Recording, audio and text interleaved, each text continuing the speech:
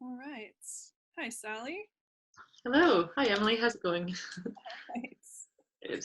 I'm talking to Sally Mairs today, who's a local artist. Can you talk a little bit about yourself as an artist and your practice and what that looks like? Sure. So I probably primarily practice in drawing and printmaking. Pre-quarantine, I was a studio assistant at Edinburgh printmakers. So a lot of the time that I spent there was mostly learning and sort of getting to know a little bit more about printmaking because I studied painting. And when I was at university, a lot of it was more conceptual than it was practical. And I wanted to really like get my teeth into some tangible sort of practices and learn a bit more about the process of a lot of stuff. So that was a really great place to do that. Currently, I think a lot of my work is very illustrative. I'm interested in a lot of old texts and literature, be that sort of from other writers that I'm inspired by or my own work. So a lot of it's sort of autobiographical or diary oriented. I really like diary artists, sort of like Sophie Calle or Ian Breakwell. So I try and sort of fit in a lot of my own thinking, and it becomes a bit of a sort of physical mode of expression, which is it sounds a bit artsy, but I suppose it just means that I use visualizing stuff to think. It sort of lays things out for me. So it's quite a sort of therapeutic process, I suppose.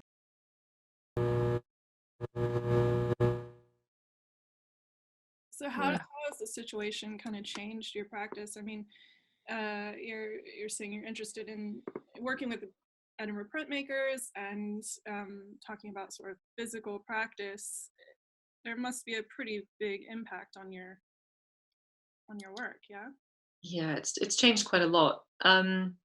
I suppose I'm used to having access to this studio, which I would go to sort of on my days off from my day job, which we all have.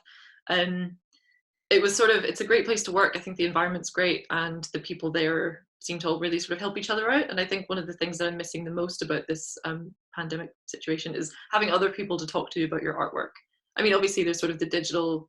You can message people, you can Skype your friends and talk about practices, but you don't get the same in terms of crits or being able to see other people's work being exhibited. It sort of helps you not remember your place within a context or something, but it sort of contextualizes a bit about your groups of people that you work with. So I think for a lot of artists, myself included, it's going to be a bit difficult sort of adjusting to completely solitary practice.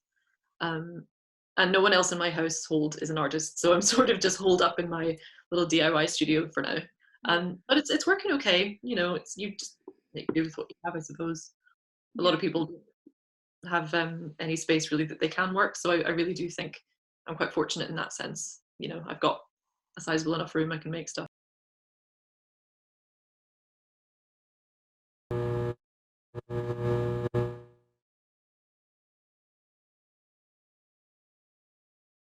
Can you show us your sort of working area, your new studio? Yeah, I'll see what I can do because it's all very like it's pretty much this desk that I'm sat at right now. So I have a pretty small double room. It's gonna be funny showing you this, but yeah, I have a pretty small double room. Um, Behind me, I've got a lot of the stuff that I find quite inspirational. We've got some posters that I've taken from club nights. I'm really inspired by illustrators and graphic design. I use a lot of text in my work because, I think I like the forms of lettering and that kind of expression. So I keep this up here. It changes every couple of months. So that's my main inspiration wall. I've got this full desk, which is just behind me, folded down at the moment. But basically what this does is also that I can strain my back. And that's pretty much a lot. I've got a little book collection over here. So there are a lot of my art books that I'll have picked up at various exhibitions or charity shops or zines that I've been gifted by friends of mine. So it's sort of like a little inspiration station in that sense. But it's basically this little area you see. This is where I'm practicing at the moment. And my work is not exceeding, the sort of A2 size. This is pretty much what we're limited to at the moment.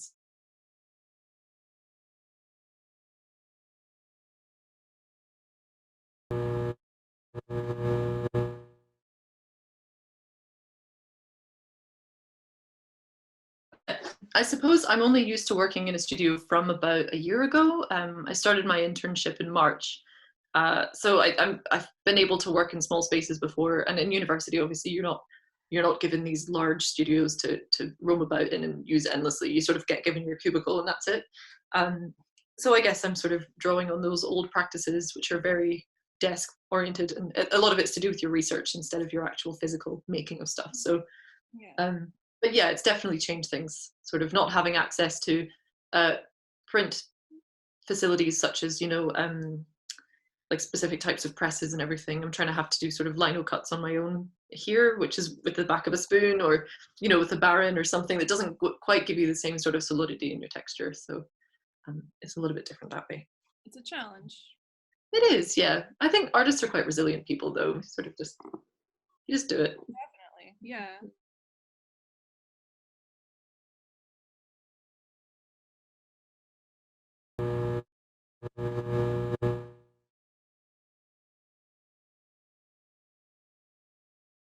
So you spoke about your work being sort of therapeutic and almost like diary-like. Has that been? Have you found solace in your work during this time? I mean, obviously, we're all stressed out and scared. So, has it been therapeutic to continue your practice?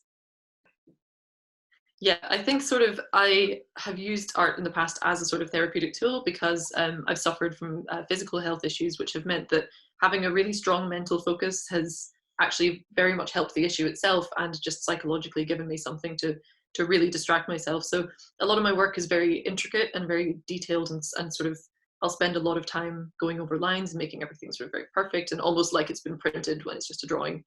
So I think initially I was making work like that for the sort of psychological distraction.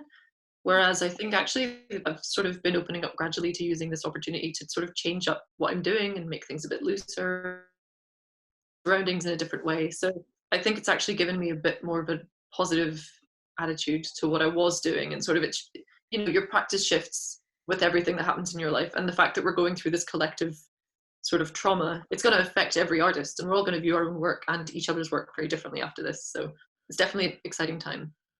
But I would say, yeah, probably therapy is one word for it. It's definitely something to focus on, which is nice. Yeah. Yeah.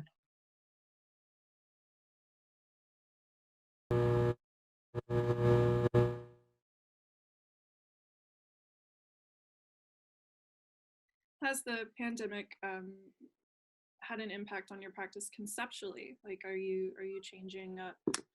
Are you inspired basically by this traumatic time, or by your solitude and quarantine? Has that sort of brought out any new ideas in your work?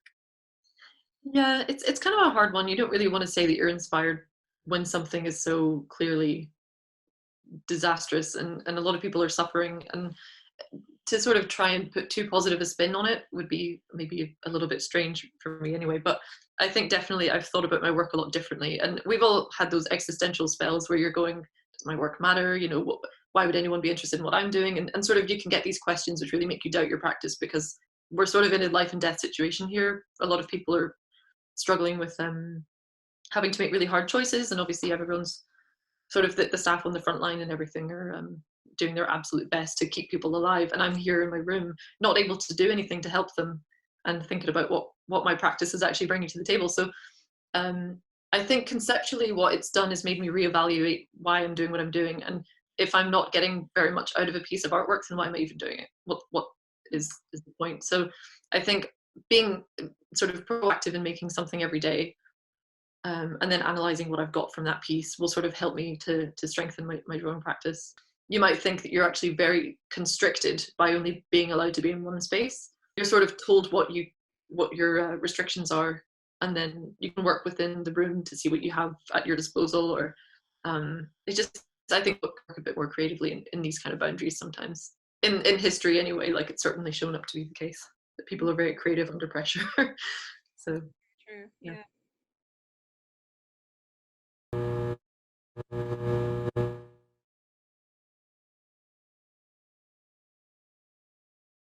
I think one of the sort of silver lining about this situation is that it seems to be bringing out creativity in people. Absolutely. Yeah. That's one of the more inspiring things, I think, because coming back to that word itself, I think seeing a lot of artists pulling together to help each other in this hard time, sort of the artist support pledge, where you sell a bunch of works for under £200, and then if you make £1,000, you have to buy another artist's work. So I think that's a really great initiative that is very unique to the artistic community, where everyone's sort of being able to help each other. Things like that, I suppose, are making me keep faith in the industry of artists, because it's actually making me think that yeah, we do help each other, and it's kind of nice, I think, to come together that way.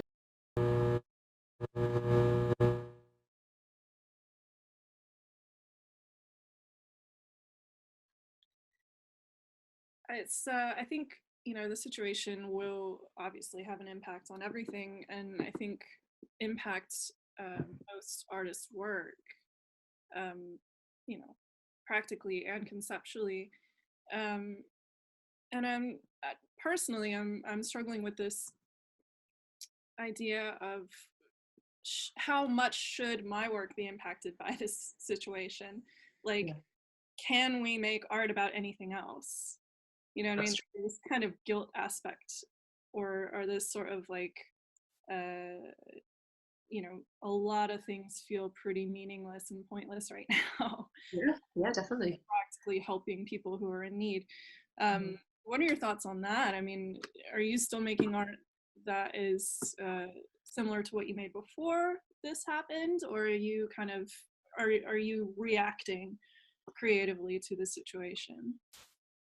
Um, I suppose I find it hard when I mean, how do you stop yourself making work about what you're truly interested in? You know, I think it's a weird thing to.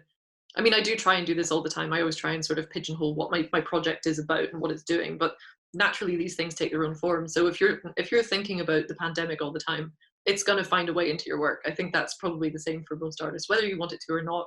Might have a positive or negative impact, but yeah, I think it's always been the artist's duty, I guess, or sort of like the responsibility of creative people to try and represent what's going on around them. And even if that's just telling your own experience in whatever way you can, doesn't matter if you're right or wrong, or if what you're going through is more valid or less valid than everyone else. You're still having your own unique experience of things, and it's just telling your story in a way. So I think it's probably quite hard to make work about anything that isn't in some way affected by this, because it's affecting every aspect of people's lives, of everyone's lives, in a different way. So unless you're really very detached from the entire world, I think it would be impossible to sort of make work that wasn't in some way impacted. Um, Personally, I feel like it's sort of my work's maybe gone a little bit more inward. I think I'm sort of in my own head a little bit more, and my work's definitely become a little bit more about space and the environment, and my particular, physical surroundings, and there's definitely a claustrophobia to my recent drawings that I've done, um, which sort of was partially intentional, but not fully. So I suppose, yeah, you pick up on these things later, at a later date. You'll look back at the work that you've done now and think, oh, that's definitely because I was in that frame of mind. You might not be able to tell it right now, but I think it's definitely important for people to keep creating and just see what happens, see Hmm. what you come up with. So Yeah, yeah. absolutely.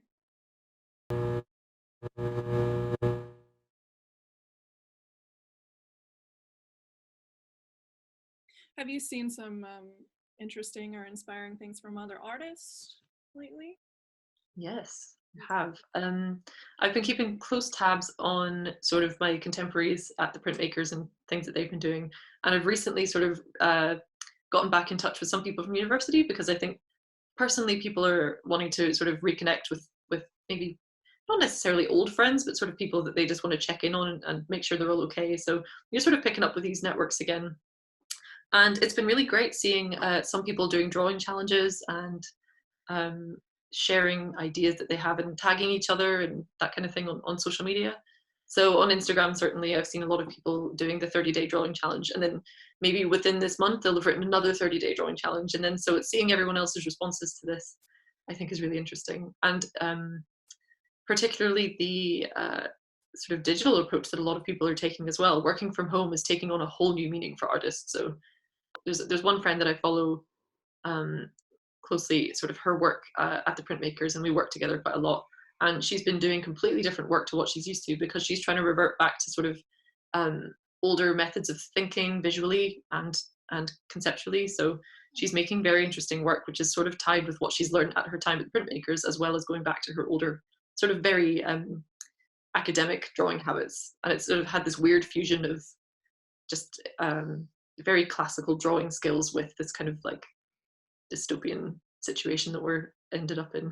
So it's all taken a bit of a wacky turn. But yeah, I think sort of the drawing challenges that I've seen have been great.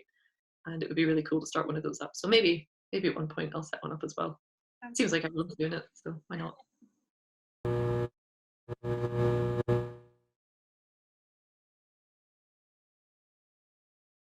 Well, you're doing a basically week-long residency, so to speak, with us with Forest Arts, and you want to talk about some of the things you have in store for us? We're thinking about maybe some group drawing sessions. Yeah. So providing all goes well with Zoom whiteboard and everything, we might try and do some interactive drawing sessions, which I think is a really nice way to sort of get everyone just thinking about art. You don't necessarily have to take it very seriously, but it's a good way to get people interacting, sort of the Forest Network, and sort of people that might follow my work on Instagram if they want to see sort of just some live drawing, as well as just sort of talking about the work that inspires me and the people that I think are doing a really good job in art at the moment, especially people that I'll post a lot about my friends as well, and people that I know. But yeah, so I want to keep it fairly interactive. I'd love to hear what any of Forest's followers and stuff have to say, or any questions that anyone has about my practice. I'm happy to talk about it. I will be doing all kinds of art throughout the week, so I might post a little video or two, sort of drawing, not tutorials, but sort of just what I would consider sort of my drawing routine, daily little things that I just do to sort of try and keep myself creatively active, I suppose. So yeah, I'm interested. It'll be fun and strange. Yeah.